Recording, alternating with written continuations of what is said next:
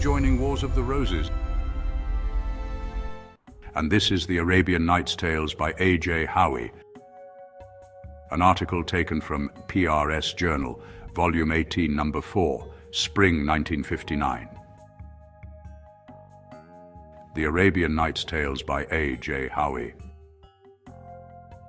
The stories of the Arabian Nights are so generally familiar that they are taken for granted without curiosity as to authorship or origin. Intrigued and diverted by their exotic Near Eastern settings, and a cast of characters that includes caliphs, sultans, wazirs, fishermen, porters, beggars, genii, fabulous animals, birds and beasts that speak the language of men, few have thought to mention that no one seems to know who collected, invented, or penned the first manuscripts of the tales told as The Thousand Nights and a Night. Burton quotes an interesting comment. It is not a little curious that the origin of a work which has been known to Europe and has been studied by many during nearly 2 centuries should still be so mysterious, and that students have failed in all attempts to detect the secret. More than 70 years later, there is still mystery, and there still is speculation. There have been a number of major translations of the Arabian Nights. However, we shall focus our discussion on the Burton translation for several reasons. Too frequent reference to the disagreements of various authorities can get very confusing. Burton's translation is capable, comprehensive, and sympathetic to the Muslim customs and point of view. He translated directly from the Arabic while comparing his text with the various Arabic manuscripts and published editions to which he was able to gain access or reference. He was familiar with the principal English translations and their sources. The 10 volumes of the Arabian Nights and the 7 volumes of the supplemental nights of his translation contain a wealth of reference information that should be organized, because the data is distributed throughout the various volumes in no particular order, and the fact that the set is not generally available suggests that the highlights of Burton's notes should be reproduced. Sir Richard Burton. Sir Richard F. Burton was a career man in the British service.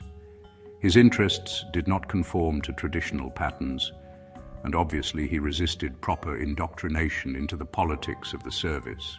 He writes, "Professional ambition suggested that literary labors, unpopular with the vulgar and the half-educated, are not likely to help a man up the ladder of promotion. But common sense presently suggested to me that, professionally speaking, I was not a success, and at the same time that I had no cause to be ashamed of my failure." He expresses some bitterness that mediocrity won preferment and promotion, but his analysis did not deter him from pursuing his own interests and asserting his superior knowledge when he thought fit. During my long years of official banishment to the luxuriant, deadly deserts of Western Africa and to the dull and dreary half-clearings of South America, his work on the Arabian Nights proved itself a charm, a talisman against ennui and despondency. From my dull and commonplace and respectable surroundings, the jinn bore me at once to the land of my predilection, Arabia, a region so familiar to my mind that even at first sight it seemed a reminiscence of some bygone metempsychic life in the distant past. He developed a talent for retelling his tales, as well as facility in the Arabian dialects, and repaid the hospitality of many desert tribes by reciting the nights around the evening campfires, with the men, women, and children listening with rapt attention and delight. And he found the natives of Somaliland and his own men equally responsive to the charm of the nights. In fact, he recalls that on one trek, his men named the 2 women cooks of their caravan Scheherazade and Dinazade. As he plunged more deeply into his studies of Muslim manners and customs, he developed a deep sympathy for the people, which made him critical of the British policy in the Near East. There is a certain prophetic note in the following quotation. This book is indeed a legacy which I bequeath to my fellow countrymen in their hour of need. Over-devotion to Hindu, and especially Sanskrit literature, has led them astray from those so-called Semitic studies, which are more requisite for us as they teach us to deal successfully with a race more powerful, 1885, than any pagans, the Moslem. Apparently England is ever forgetting that she is at present, 1885, the greatest Mohammedan empire of the world. Of late years, she has systematically neglected Arabism and indeed actively discouraged it in examinations for the Indian civil service, where it is incomparably more valuable than Greek and Latin. Hence, when suddenly compelled to assume the reins of government in Muslim lands, as Afghanistan in times past and Egypt at present, 1885, she fails after a fashion which scandalizes her few friends. When the gallant Sudani Negroids were battling for the holy cause of liberty and religion, and for escape from Turkish taskmasters and Egyptian tax gatherers, not an English official in camp, after the death of Major Morris, was capable of speaking Arabic. He who would deal with them successfully must be, firstly, honest and truthful, and secondly, familiar with and favorably inclined to their manners and customs, if not to their law and religion. Burton's observations in 1885 are of obvious significance when considered in relation to recent events, especially the formation of the United Arab Republic. Burton attributed the inspiration for his translation of the Nights to his pilgrimage to Al-Medina and Mecca, which he performed dressed in native garb and speaking the Arab tongue with such fluency and naturalness that he escaped detection.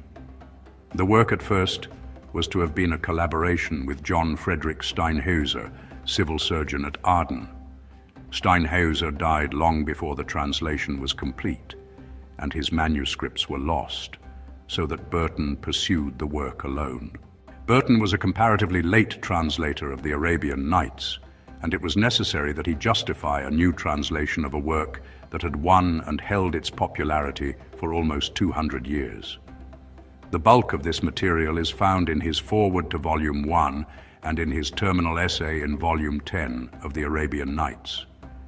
He did not stop his researches, and he makes additional comments in his forewords to Volumes 1, 3, 5, 6, and 7 of the Supplemental Nights.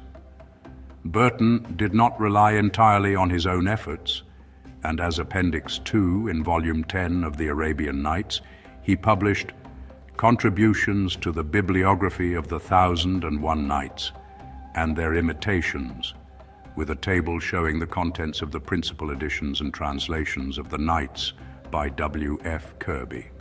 In the Supplemental Nights, Appendix 4, Volume 7, Mr. Kirby gives additional notes on the bibliography of the 1001 Nights. Another contributor was W.A. Clouston, with variants and analogues of some of the tales in the Supplemental Nights in the appendices to Volumes 2 and 4. Mr. Kirby contributed similar material in the appendices to Volumes 6 and 7.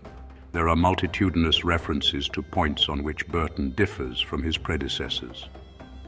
This gives a certain critical and argumentative background to his copious footnotes, which avoid only one subject: parallels of European folk lore and fables which, while interesting, would have expanded the bulk of a book whose avowed specialties are anthropology and ethnology.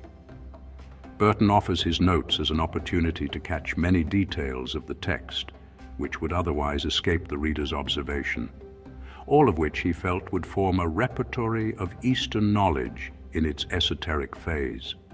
The student who adds the notes of Lane to mine will know as much of the Moslem East, and more than many Europeans who have spent half their lives in Orient lands. While the name of this wondrous treasury of Moslem folklore is familiar to almost every English child, no general reader is aware of the valuables it contains, nor indeed will the door open to any but Arabists. He intended that his translation would read as the Arab would have written in English. My work claims to be a faithful copy of the great Eastern saga-book by preserving intact not only the spirit, but even the mécanique, the manner, and the matter. Burton felt that the transliteration of Arabic words would be of interest only to the expert. There is considerable difference in the spelling of terms in the various translations. As regards the transliteration of Arabic words, I deliberately reject the artful and complicated system, ugly and clumsy withal, affected by scientific modern Orientalists. Burton says that he has followed Johnson on Richardson, a standard and familiar work. With respect to proper names and untranslated Arabic words, I have rejected all system in favor of common sense. Any modern form has been adopted when more familiar, although earlier mistakes have been corrected. It is unfortunate that after grubbing through many pages of commentary, we are unable to present any positive informative statements as to the original authors or scribes, approximate dates of writing, or where the ideas originated. The earliest manuscript known is the one that Galland used when he published the first translation out of the Arabic, 1704 to 1717. In his dedication, he stated that he had succeeded in getting only a portion of the manuscript, 282 nights, which he obtained from Syria. Hermann Zotenberg, keeper of Eastern manuscripts in the Bibliothèque Nationale, Paris, in his Histoire d'Aladdin ou la Lampe Merveilleuse, 1888, discusses in detail the manuscript used by Galland. Judging from the character of the writing, etc., he considers it to have been transcribed about the second half of the 14th century. Sir R.F. Burton suggests about Anno Domini 1384. He notes that there is a 15th century manuscript in the Library of the Vatican, which appears to be almost a counterpart of Galland's, and likewise contains only 282 nights. All other known manuscripts are of later date. W.F. Kirby, in additional notes on the bibliography of the 1001 Nights, Appendix 4, Volume 7 of Burton's Supplemental Nights, reproduces Zotenberg's 3 lists of manuscripts, which he grouped into 3 classes, showing the libraries where they may be found. 1. Manuscripts, proceeding from Muslim parts of Asia. They are all more or less incomplete and stop short in the middle of the text. They are not quite uniform, especially in their readings, but generally contain the same tales arranged in the same order. 2. Recent manuscripts of Egyptian origin, characterized by a special style and a more condensed narrative. 3. Manuscripts mostly of Egyptian origin, differing as much among themselves in the arrangement of the tales as do those of the other groups. It rarely happens that any 2 copies of the Alif Lila Walilin resemble each other. This title is bestowed upon any collection of Eastern tales divided into the same number of parts. The compilation depends upon the taste, the caprice, and the opportunities of the scribe, or the commands of his employer. Certain popular stories are common to almost all copies of the Arabian Nights, but almost every collection contains some tales which are not found in every other. Much depends upon the locality of the scribe. Kirby. Von Hammer is an advocate of the Pahlavi, or Old Iranian origin of the Nights. His contention was that the book is an Arabization of the Persian Hazar Afsana, or Thousand Tales. Von Hammer quotes from al-Masudi's Meads of Gold and Mines of Gems, published at Basora in 944. Such is the book entitled Hazar Afsana, or the Thousand Tales, which word in Arabic signifies Karafa, Fasitiai. It is known to the public under the name of the Book of 1,000 Nights and a Night, Kitab Alf Layla wa Layla. This is an history of a king and his wazir, the minister's daughter and a slave girl who are named Scheherazade, lion-born, and Dinar Zad, ducat-born.